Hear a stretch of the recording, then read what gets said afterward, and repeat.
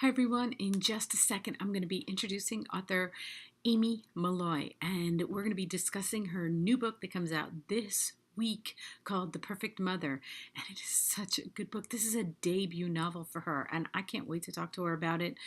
It had me flipping pages, and I love these thrillers, and hers was really, really good. I couldn't believe it was her first one. So everyone, here is Aimee.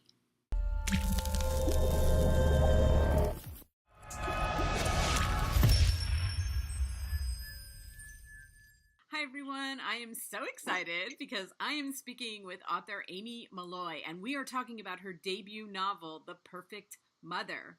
And she has a copy of it right there that she's going to hold up for us. That's so amazing. And she has written other stuff that we will talk about, but this is like your debut novel, right? That's right. Yes. Yeah. Oh my gosh, I couldn't believe it. I really couldn't. I can't believe this is a debut thriller for you because it's so difficult to write a good thriller, I think, not having written one, but reading them all the time. I'm like, this one, yours was so perfect because, and we don't give anything away because I want everybody to read it. But I love that when it's like, I'm surprised, but not like it comes out of left field and it's somebody you've never heard of in the character. Right. Like it's some gardener that you mentioned one time. Right. I've read those books. I know what you mean. Yeah, I love when it's like it's a character and it's part of the book and it's part of the story and it's everything is just you did it so well. So thanks. Yeah. Thanks. So so it's called The Perfect Mother. Mother's Day is how many? Well, this is going to be coming out the week that it's coming out, and then it's like the next weekend. I think so. Yeah, it's soon after. So I thought that was that kind of timed that way that it would be. I don't know. Actually, I didn't put it together until recently that it was Mother's Day. Mostly because I have a Google alert on now for The Perfect Mother because I'm like, is anybody ever gonna talk about this? It is interesting when you have a Google alert for the phrase "the perfect mother." What comes in your email? But right now, it's a lot of I'm like, wow, it's really true. People are really talking about this. There's a lot of articles about how to be the perfect mother, which I found hilarious. But that's how I learned about that it was Mother's Day because I also got a lot of emails saying the perfect Mother's Day gift, and I was like, oh, I got 6 new Google alerts today. Everybody's talking about my book, and then it was like, no, it was like an ad for a perfume. What's funny about Google Alerts is that I do the same thing. I just put books because, of course, I'm always just seeing what books. But yeah, they're sometimes like they have nothing to do with books, and I'm like, how did that get on my Google Alert? But anyway, that's weird. But okay, so for everybody who doesn't know this book has already been bought by Kerry Washington. Correct. And it comes out this way. Like, how does that happen? How the movie deal? Yeah. Oh, it was it was crazy. We sold the book to HarperCollins, and then I have a fabulous agent, Elizabeth Weed, with the book group, and she brought in Michelle Weiner, who's a film agent with CAA, and because they thought that it had film potential, and so Michelle shopped it around Hollywood, I guess, the same way that kind of a book gets shopped around publishers, and so it went out to a bunch of different producers, and there was a lot of interest. And this was right after we sold the book. This was like a week after we sold the book. So I was still like, I can't believe that somebody's going to publish this. And then, there was, I know. And there was a bunch of producers who were interested, and including Amy Pascal, who, has a deal with TriStar. Yep. And so she was interested, and I was so excited because she's a genius. Right. And then, so I was sort of hoping that would work out. And then at the last minute, Kerry kind of got on board with that, partnered with Amy Pascal. So it's Kerry Washington and Amy Pascal who are doing it. And I think it was 2 weeks after we sold the book, we had this movie deal too. So, and what's crazy about it is that I've heard of other books. I've talked to authors that other books have been bought, but in a way of like maybe someday. But when I went on your website, Kerry Washington has a blurb like, I can't wait to. I'm like, this is actually going to happen. I think this isn't just about like, oh, I just bought the rights and maybe in 10 years I'll do something with it. It sounds like she's actively like wants to make this a movie. Like, Yeah, she's like, I mean, I hope so. It is true. I think I knew nothing about how movies are made, and I still really don't know how movies are made. But I think a lot of books get optioned, where and an option means you have the right to make the movie, um, and a lot of those, most of those don't get made into movies, Right. which is just the truth of it. And so, but yeah, I mean, Carrie has a production company now, Simpson Street, and they've only optioned 3 books. One of them is mine, and she's so smart and focused. And right now, a very talented screenwriter has the book, and she's in the midst of adapting it right now. So, Wow. yeah, I'm hopeful. I think it'll. I didn't picture this book being a movie, but afterwards, I'm like, oh, I really would love to see this movie. I think this could be a good movie. Yeah, and I disagree with the people who are leaving reviews saying, I never read the reviews in the beginning, but people who say that this is like a good Big Little Lie movie, like I don't think so. I don't see it that way, and I'm glad I didn't read that before I read the book. Like I'm really glad that I read that reviews after. Yeah. Like people are saying, like I don't know. I guess I have to shop it around like that because they have to say it's like something, and you Yeah. get a bunch of women together, and all of a sudden we've got it's Big Little Lies. Like it's Yeah. And I Well, disagree. me too, because I think with it, with this, the book was super successful, like deservedly, and then with the HBO Right. series, So, yeah. and now it seems like everybody's also trying to write that. Like I think for a while everybody was trying to write Girl on the Train. Yes. Now I think everybody's trying to write Big Little Lies. Right. And I think I sort of, yes, like my book was sold, I think, before the Big Little Lies thing happened. So, so it makes sense. I mean, I'm flattered that they would put us in the same category. But I do know what you mean. It's like an ensemble cast of women is now the next Big Little Lies. Right. Right. And I read that book like when it came out, years ago, and then it like kind of caught on after. But I don't know. Yeah. This book to me, it had a little bit more to it, and that's just my opinion. But but I love these women. I don't know. Like I loved their well, of course, I have 6 children, so I've been through pregnancy and childbirth a couple of Oh my. times. That's So I loved like how they talked about the newborns and how they talked about like I love the emails in between the chapters. yeah. And like everything to me, it was just I don't know. I just kept chuckling. Like it's a thriller, but it had me laughing a lot of times, like out Oh, loud. good. Yeah. I'm glad for that. Yeah, I mean, I think Nell is like, I mean, I have a new different like favorite character every day, but like, Yeah. I'm doing some readings, and so I'm trying to decide what to read, and I just want to read Nell. Like, I just think I just love her. Like, she's so like, oh, screw the books and the baby books, and like, let's just get a drink and stop worrying about everything. And yeah, Yeah. she's hilarious, I think. Yeah, and when I'm 53, so when I was having my children back in the 80s and 90s, and I think that it's so hard, like watching my children have children now with the age of social media, and Yeah. then like with these emails and stuff, it's like I'm so happy in a weird way that I was so naive to all that like petty. Because we were just kind of, it's like, yeah, I had a group of friends, but we were just trying to help each other out and we weren't judging. Yeah. Like, it was less judgmental because Mm-hmm. it was like we don't know what we're doing. What are you doing? How are you doing this? Where now with social media, I mean, even the posts. Sometimes I tell my daughter like, take that post down. Like it's or like somebody will post like I made dinner tonight and they take a picture. It's like I made dinner every night for like how many and everybody's like, oh my god, you made dinner tonight? You're so awesome. Totally.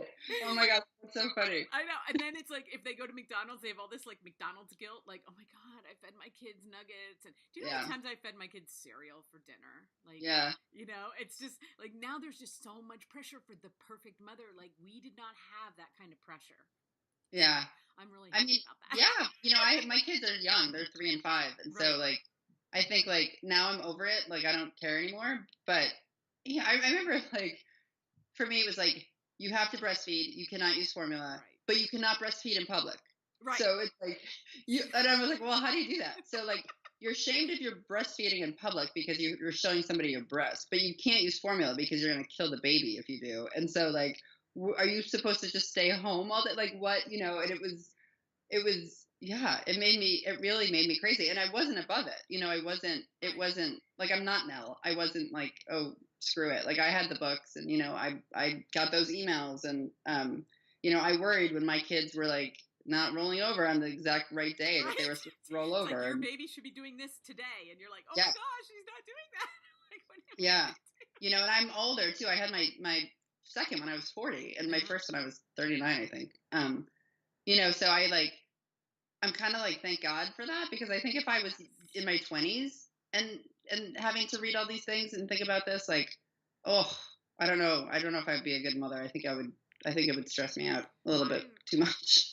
I'm telling you. Well, for my first two boys, they didn't even say anything about breastfeeding, and I was young. I was in my early 20s, and they don't Mm, even tell. They'd give you that pill, and it would dry up your breast milk, and you didn't even know. yeah. Like nobody even told. It wasn't even a thing. It wasn't even something, right? But by my third one, my daughter, some of my friends had breastfed, and I'm like, oh, really? Is it better or is it? And they're like, you know what? It's kind of convenient. I'm like, you know what? I think I'll try. Like it wasn't like you are harming your child if you give them formula. It was more like, oh, well, it seems more convenient. Maybe I'll do Yeah. that. Maybe I'll try that. Sometimes I gave her formula in between. Sometimes I didn't. Sometimes it was just such a relaxed like thing. And now I see like my daughters and my daughter-in-laws, and they're like, if they don't nurse for a year, people are like, why aren't you nursing for a whole year? Why are you giving up? Why do you?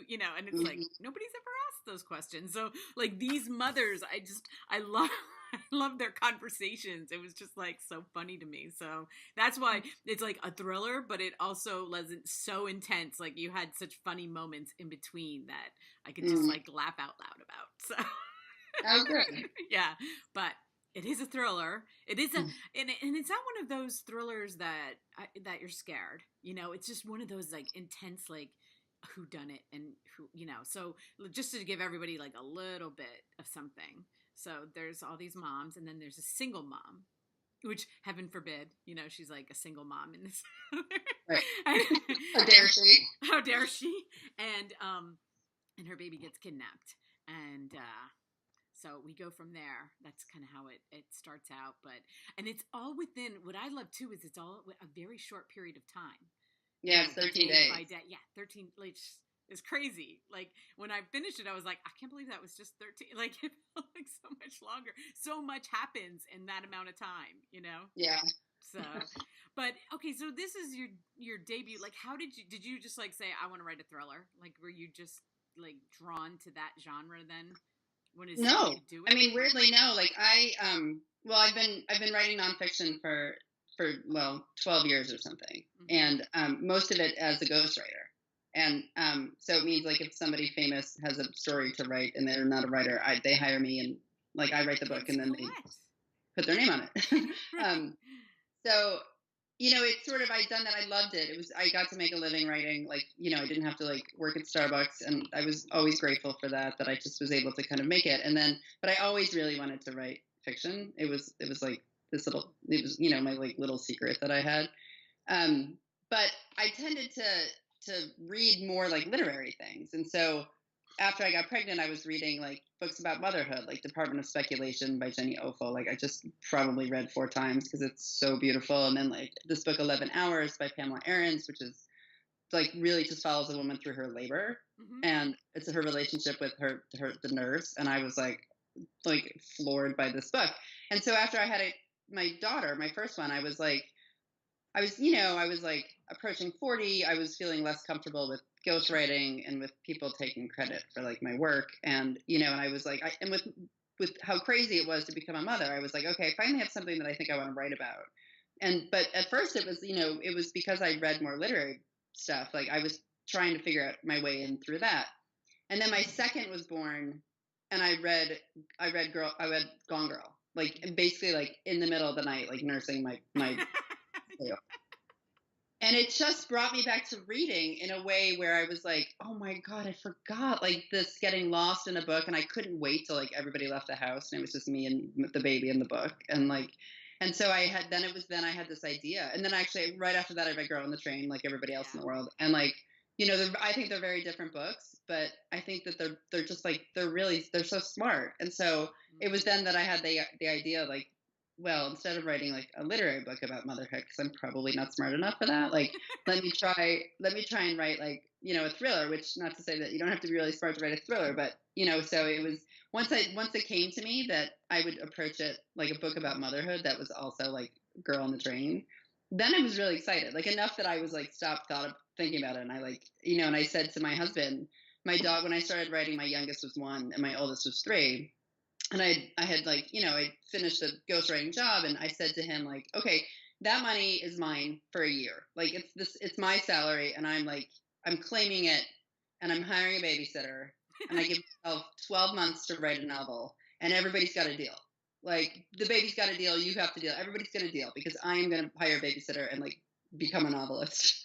And luckily, I mean, my husband is like, oh, like, okay, great, do it. And so I hired a babysitter for like 25 hours a week, and I wrote it like in my bed, and like my kids were out in the living room, and so and I gave myself exactly. I started on January 5th, and I sold it the next year on January 20th. So like I almost made it, Oh but my gosh. yeah. That is So crazy. I love that story. I've never heard anything like that. That is crazy. it was crazy. Well, it's very fresh in your mind now that I'm thinking about it with those emails, because it's very fresh in your mind after just having had babies. Like you forget Yeah. to write those, so because I was kind of reading it with new eyes, I was like, even though I've had my children like a long time ago, I was like, oh yeah, oh that's right, that's when they did that. Oh yeah, so Yeah. I like that part of it, I think Yeah. other women are gonna like that part of it too. Okay. And but Well, it's funny though, because actually, because my youngest was 1, like it actually felt like, because the babies I'm writing about are 6 weeks old, and Right. so there's a huge difference. Like I was like, I can't even remember a baby being like being that small. And so what I started to do, which was a little creepy, is that there's like this cafe near me where new mom groups met.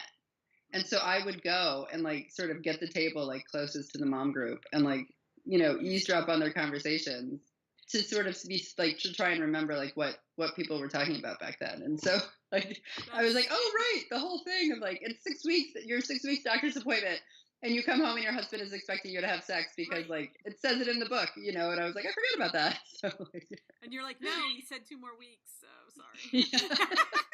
6 years, 6 years. I know, and I think what's so funny too is like the phrase "mom group." Like that did not exist in my world, but my daughters and my daughter-in-laws, they both had to move recently, and my Mm, daughter was like, "Well, I need to find a mom group," yeah. and Funny. I'm like, I never thought about it like this. I don't know because we did extended family and just Yeah. friends, like and friends that just happened to be pregnant, but it's almost like because of social media they can put it out there and be like, is there a mom group around, they can look on Facebook, they can look and find mom groups, like it's a thing. Yep. It's And it's everywhere. Like, right. I sort of thought that it was more of an urban thing because, I think in cities people are not going to be with living around their families. Um, but even in, my suburban friends, like they did it as well. So Yeah, and it's this really one is a universal very now. specific mom group. They're called the May mothers. Oh, they've given birth all in, and I guess you kind of do find people that have given birth. That it's close, that your kids are close. But I thought that was a great concept because it's like they've all given birth in May, so Yeah. their babies Yeah. are very close. Yeah. And that was what mine was. I was September babies, like for my first one, and because in Brooklyn, like you have to be that specific because otherwise you'd have like 8,000 people in your, Really? yeah. So you sign, there's a group called Parksville Parents, which is like in New York, like you turn 30 and you move to Brooklyn and get pregnant and join Parksville Parents and then join the mommy group and like, like, And then and you, like say what age you're. What about the second then? What do you do about the second child? oh, you don't do anything because you're like too busy trying to remember like their name to like worry about that. Like my second one, like I joined the same thing and like it's somebody asked me recently like when's my second's birthday, and I was like, oh shoot, and I was like, I'm pretty sure it's July, and I was like, it took me probably like 3 minutes to remember like her birthday. Because it's like it's a different relationship with like Yeah. than the first because you're not as anxious, and so it's Yeah. it's I think like so but yeah, but you could join all the mommy groups, like you could have been in six mommy groups. Mommy groups. When I was having my sixth child, my my oldest was turning 16. Oh my gosh. So I had like it was like, and then down. So it was like, that was the craziest time of my life, because people would talk about their teenagers and then their preschool. And I'd be like, but I have some in elementary and then some in junior high. Oh my gosh. So Good that for was you. That's amazing. Wow. That's Well, great. but then you have like a built-in babysitter, I guess, right? So. My oldest daughter, and she was my third, but she, if she were around, I wish I'd pick her over the two oldest boys at any time of the day, because they didn't care enough. But now have 7 grandchildren and I have 2 on the way. So you talk about forgetting about birthdays. I mean, I'm like, I forget their middle names sometimes. I'm like, wait, what's her middle name? That's right. And then somebody asked like what their name is, and I'm like, what's their middle name? Because people get creative about middle names now, so it's like it's not. It doesn't just roll off your tongue. I know. That's funny. Well, you can be forgiven. That's a lot of children to remember. I know. So okay, so this book is coming out this week, and you're doing. Oh, I'm sure you've got tons of like publicity things going on for the release of it, and. Are you in the process of writing another one? Are you under contract to write another one? Just as of like 2 weeks ago. I just sold my first, but I just sold my second, to Harper. And so it's, the problem is I haven't written it. So I've written like 100 pages. And so they bought it based on that, which is very, it's very nice that they're trusting that I'm going to pull the second book off. But well, I think if Kerry Washington buys your first book, I think you're okay for the second book. I'm hoping. It's a lot of pressure, but I'm like, I don't know if I would do this again. Like, but yeah, so I actually I'm very much into my second book right now. I'm like falling in love with my characters, which is such a fun part of the process. Yeah, and now your husband's like, yeah, you keep writing. Just keep writing. He's like, no problem. We'll get the babysitter. It's okay. So I'm wondering if she's going to star in it. She is going to star in it. And then, do you know who she's playing? No, I don't know who she's playing yet. Okay, so who do you think let's guess. Let's guess and then see, and then we can look back and see if we're right. Let me look at the names, because I want to see if I can figure it out. I don't think she's going to. I will say, I had the conversation I had with her. She, You talked to her? Yeah. See, everybody else that I've talked to that has, like, somebody I just recently talked to got Julia Roberts bought the book, and I was like, so were you like, hey Julia? They're like, I don't even have her email. I can't even. Yeah. But you like talked to her. Well, it was actually very funny, because it was after, so we sold the book, and then we actually I got this foreign agent, Jenny Mayer, who's amazing, and she she was starting to sell the book to different markets. I think it's like 18 countries it's going to be published in, I think, right now.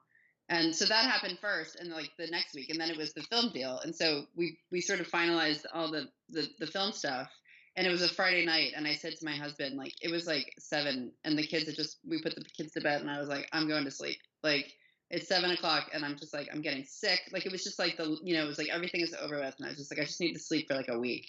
And so I go into my bedroom where my phone was, and I see like that there's a missed call from Los Angeles. And I listen to the message, and it's like, I have Kerry Washington on the phone for you. And I was like, okay, I'm up. So, yeah. So, I mean, she's so lovely. And I was like, I kind of think that you're Colette. And she thought that Colette was a little bit too close to Olivia Pope, and that she wanted to, sort of try something else. But yeah. I know. So, she just ended Scandal. That just ended. Yeah, so it just ended. Some free time. Yeah. Well, knowing her, like, she's like, yeah. I mean, they just optioned Celeste Ng's, which ones? Little Fires Everywhere. The second one. I can't remember. Yeah. Yeah. So, I can't wait to see what she does with that. Her and Reese Witherspoon. That's gonna be amazing. But I mean, if she plays Winnie, she could pull. Winnie's not on the screen enough. You're right. She's not on the screen enough. So because I feel like Carrie's going to be the superstar. So I mean, it's. I think we're waiting to see what happens with the script, because all the women are equal, and so I think somebody's going to have to kind of come to the forefront a little bit, for her. So I don't know. I mean, I kind of want her to play Francie. That's what I was just thinking, but she's Southern, but she could still play, like, I don't know. You know what's funny is that, like, I would want to write the screenplay if I were you. Yeah. Like, you would want to? I would. Like I feel Yeah. very much like a control freak about my. I know it's hard. I mean, it's weird, especially with my second book, and like this hasn't been announced yet, but we actually sold movie rights for the second one as well, so we're waiting to make the announcement. Yeah. It's like, And is your life for real? I know it's so weird. I'm like knocking on wood all the time. I'm just like, oh no, this is like so bad. walking around. Like, oh my god. I'm like, I was raised Catholic, so I'm always like the other, like the shoe's gonna drop or whatever that phrase is. But no, that's but I was so really interested in writing that one, and I'm not going to because the screenwriter that is signed on is like the best. I know it's a different not, thing. I know it's totally different, but I don't know. It's just weird because it would feel weird. But you know what? You do good doing what you do. So let them take it off then. And yeah, you got Carrie. And that's my agent is like, this is not the time in your career where you're gonna like stop and learn screenwriting. Yeah, exactly. You're like, I'll just write the books, let the screenwriters do it. And, yeah, maybe my third one. Right, but I mean, this book is coming out this week. It's going to be a huge push, and then when the movie, like as soon as that starts, I mean, it's going to be another huge push, and so you're set. Yeah. I hope so. From your words. I'm so happy for you. That's just awesome. So let me see the cover because I want to talk about the cover just a second before we're like talking so much. But I wanted to show that. Like, look at that. See, because I could only see it on my phone, and it was like hard to see what the picture was. But now I'm seeing, like, is it flowers? It's exploding flowers. It's like an exploding bouquet. Yeah. I mean, it's so. I think it's such a work of art. Like it is because I was seeing on Instagram. You know those people on Instagram that make pictures out of your book covers? Yeah, and they're making beautiful covers out of your book cover, and it's because it's so artistic. Yeah, and has so many. I want to say because who is the Jaya Maselli, Jaya? I hope I'm saying that right. Maselli. She's the designer, and I think she should get like. It's like designers are these invisible people in the background, but they have such a impact on like the success of your book. Because if you see a crappy cover, like that could make or break a book. And I think with an incredibly beautiful cover, like I'm so grateful to her. Yeah. I should actually tell her that. And I've just seen people making like the most beautiful pictures out of that book cover because it has so many colors to it, and it's an art. Like I said, it's a piece of work. It's artwork itself. And then they're like putting flowers around it, and it's so cool. I love when they do that. I love when people, because I cannot take the time to do that. But I would think, oh, look at these people. They're so artistic with their, I know. Like I love them. And it's good for you because I see the book cover and I'm like, yes. Yeah. I mean, I was not on Instagram before, my publicist sort of suggested it. And I was like, oh God, not another social media thing. And I'm like, it's like restored my faith in the world, especially now that the world is so crappy and full of like so many crappy people being mean to each other on Twitter or whatever it is. Like, and then you go to Instagram and you see these bookstagrammers and they're so like, nice. not only are they reading, they're just like, they read like 5 books a day, but then they love to celebrate authors. And they do. And I've met them when my daughter hooked me up on Instagram. I thought the same way. I was like, I don't need more social media. Like I've got enough with Facebook and Twitter. And then when she was like, but Instagram is fun, Mom, you have to get on Instagram. And so she hooks me up and shows me how to do it. And I have to stay away from it because I get so hooked on that everybody is so nice to each other. And we all like the book reviewers send them to me because they are so great. They're like, here, interview this person, talk to this, read this book. And I can say to them, like, what about this book? And they'll be like, yes, no, and so it's awesome. Like, but they really celebrate authors like you, debut novelists. They just really cling on to because they really want to promote because, there are authors out there. They're going to be number one no matter what. They're going to put a book out. They're going to go number one. Okay. So they celebrate that author that, it's like new and they're all get excited about it. And I love it. I really do. I'm so happy that I'm on there now. And me too. I try to stay away because I got to read. And then I find myself, I'll read a chapter, go on Instagram, read a chapter. I'm like, that's Instagram. Gotta put myself on limits. But anyway, so I am so happy for you, and I can't wait to see what this book does just out there this week. I really can't wait to see what happens to it, and I can't wait to see the movie. I'm working on all those things. I can't wait for any of it. I can't wait for any of it, right. It's been a long wait. It's been a year and a half since we sold it, so it's like, right. I'm like, finally. Yeah, finally it's going out there. Your baby is going out. Yeah, Your baby I know. is going out there into the world. So scary. It does feel like that. Like you're just like, okay, good luck. I know it's like, Francie, one of the characters in the book, like I'm actually like worried about her. I'm like, I hope they're nice to her. The other ones can handle it. Like Nell and Clem will be like, all right, whatever. Like this book is out, and like Francie's gonna be all like cowering in the corner. Well, I can't wait for your next one. Okay, so you know where to find me. I can't wait. I'll be an early reader. I can't wait love that. So I'll show everybody the book cover, and I will have all of Aimee's links underneath here, along with the Amazon link, because you will be able to get this book. Just hit the link, and it'll send you right over there to order the book. And thank you so much, Aimee. Thank you for allowing me to read it early. I loved it. I can't wait. Can't wait. So anyway, have a great weekend. Thank you. So nice talking to you. Okay, talk to you soon. Okay, bye.